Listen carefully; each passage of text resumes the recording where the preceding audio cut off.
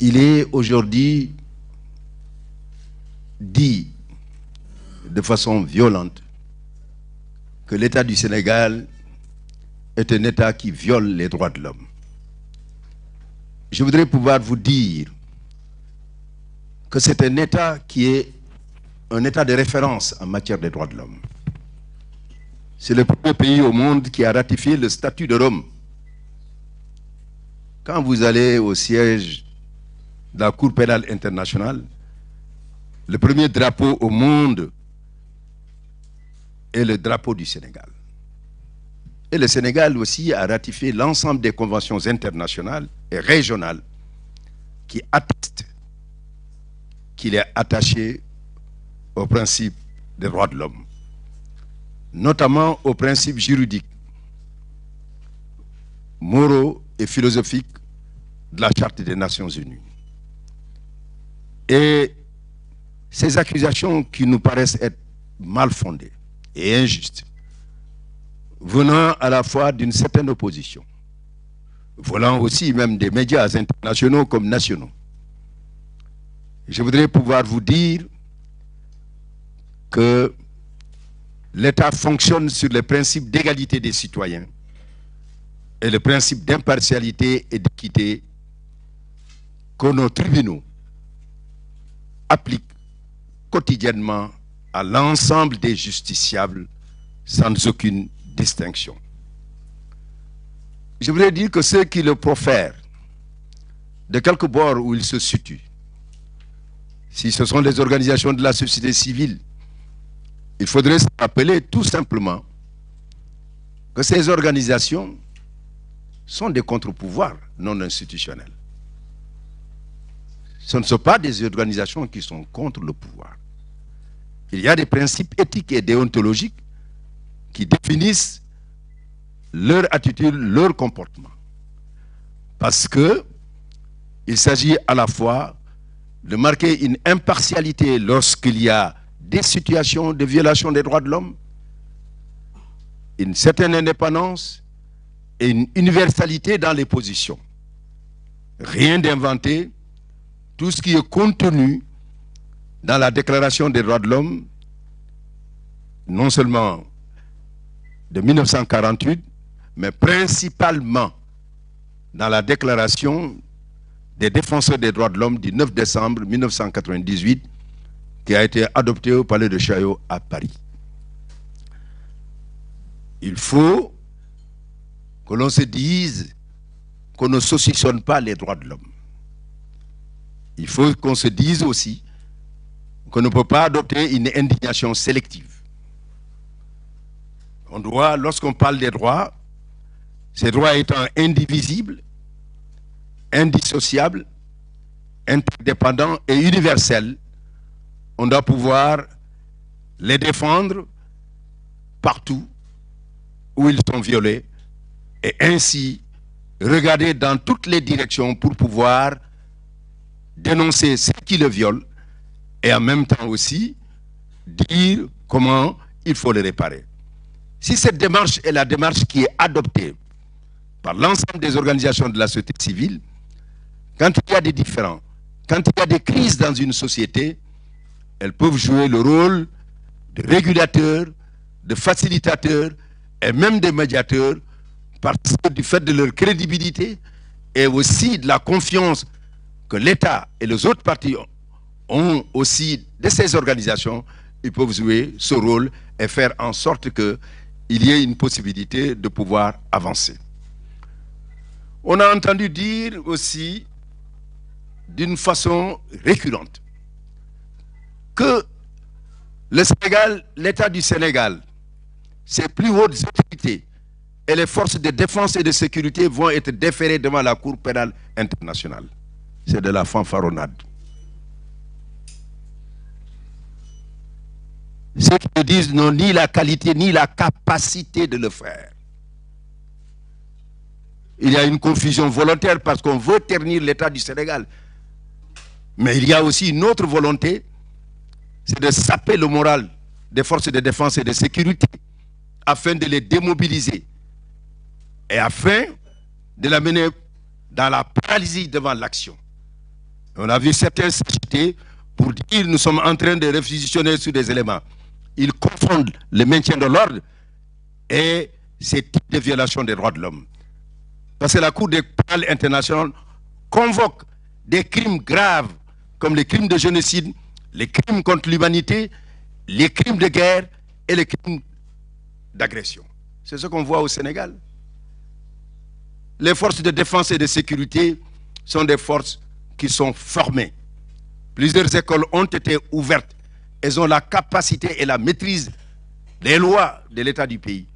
Et aussi, elles sont des forces qui sont professionnelles dans leur action. Elles sont républicaines et responsables. Et il faudrait dire que leur action est encadrée dans un état de droit, dans la légalité, dans la nécessité et dans la proportionnalité.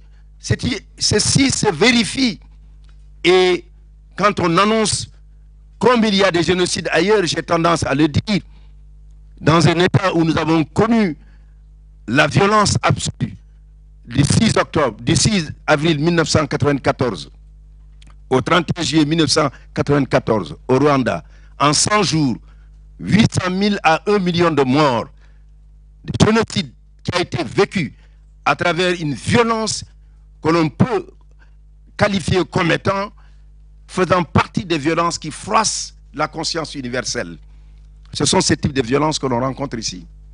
Ce sont ces forces de l'ordre qui s'adonnent à cela. Mais que non. Et parlant justement de la qualité et de la formation de ces forces de l'ordre, et parlant du Rwanda, nous avons Mbaye Diagne qui est décédé pour pouvoir apporter, c'est la figure emblématique du courage, de la formation et du professionnalisme de l'armée, de la police, de la gendarmerie du Sénégal.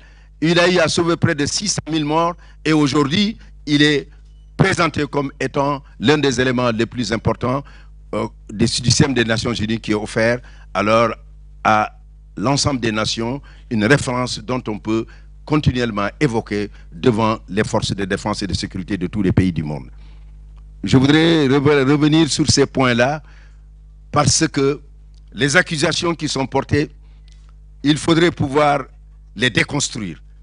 Ce sont les forces de l'ordre du Sénégal qui vont saccager les gendarmeries, les commissariats, les magasins, brûler les voitures, incendier des maisons. On sent nettement que de telles assertions et de telles accusations ne sont pas fondées.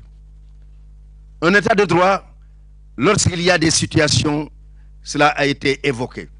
Ce sont des situations qui font l'objet d'enquête. S'il s'agit de violation des droits de l'homme. C'est comme quand on a parlé de torture, d'une torture systématique. Je voudrais renvoyer à la Convention contre la torture. Cela n'existe pas au Sénégal.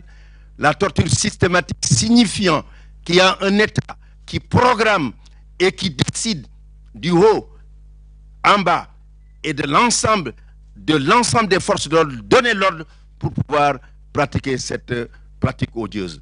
Mais non, ce qui est certain, chaque fois qu'il y a une plainte qui est déposée, il n'y a aucune impunité.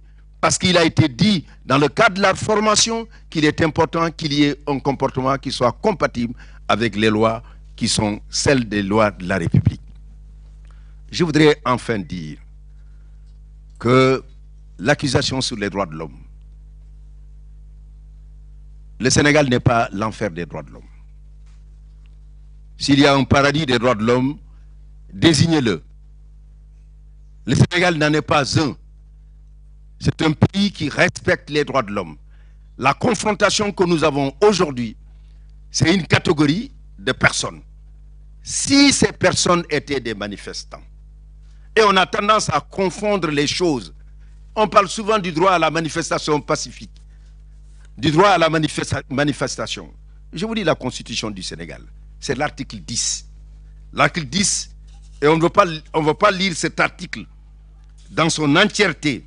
Que dit l'article 10 de la Constitution sénégalaise? Et il faut le dire une bonne fois pour toutes. Chacun a le droit d'exprimer et de diffuser librement ses opinions, par la parole, la plume, l'image, la marche pacifique. La marche violente, la marche pacifique, c'est quand on quitte la place de l'Obélisque et on va alors chez soi. Mais quand on se transforme en celui qui incendie des voitures, qui casse et qui allume des maisons et qui s'en prend à des personnes paisibles, non. La responsabilité de l'État, c'est d'assurer la sécurité, la tranquillité, la protection de tous les citoyens. Et sur ce plan-là, il faudrait faire en sorte que l'État du Sénégal soit dans le respect scrupuleux des principes de l'État de droit et rappeler que ceux qui veulent manifester leur opinion, il faudrait se dire que l'État le garantit. Mais injurier, mais l'injure est un délit. Ce n'est pas une opinion. C'est ce que dit notre code. Vous ne pouvez pas en ce moment vous prévaloir de celui qui se dit qu'on m'empêche d'exprimer mon opinion. Je voudrais donc en dernière instance dire que tous ceux qui sont à travers le monde, qui disent qu'ils sont en train de faire des collectes et qui cherchent à démoraliser les forces de défense du Sénégal, je veux leur dire que c'est peine perdue. Ceux qui se prennent pour des juges de la rue et qui prétendent qu'ils vont amener les hautes autorités du Sénégal devant la Cour pénale internationale, je voudrais pouvoir leur dire qu'ils n'en ont pas le pouvoir. Et je voudrais leur dire que l'exemple le plus patent que je voudrais leur donner, il n'y a pas si longtemps, des responsables politiques, au moment où des anciens chefs d'État africains, qui avaient été considérés comme ceux qui ont violé les 4 crimes dont on parle, un de ces 4 crimes, quand on les a appelés, et que hâtivement on les avait considérés comme étant des coupables, on les a tous libérés et acquittés. Vous pensez qu'on a la possibilité de qualifier les crimes parce qu'on est... Non! La réalité est au-dessous de tout cela. Alors donc, il faudrait savoir raison garder. L'État du Sénégal ne correspond pas aujourd'hui avec le faisceau d'attaques qui viennent de toutes parts et qui voudraient déstabiliser ces institutions et en même temps créer une psychose au niveau de ces forces de défense et de sécurité. Elles seront debout pour apporter les solutions de protection. Les solutions de protection des biens, mais de la personne dans notre pays. Et rappeler à ceux qui veulent, ceux qui doivent peut-être le savoir, que le droit à la sécurité est un droit fondamental de l'homme. Nous sommes ensemble dans un cadre de paix. C'est pour ça que nous sommes ici ensemble. Si ce cadre de paix accolé à la sécurité n'était pas réuni, on ne se serait pas réunis. Et ceux qui provoquent et qui demandent que la loi de la jungle s'applique, ce serait la loi du plus fort.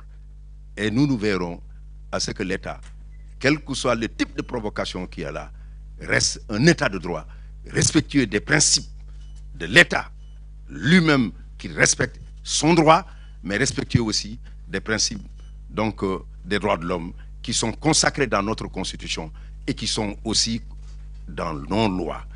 C'est ce que je voulais dire. Merci, M. le Premier ministre.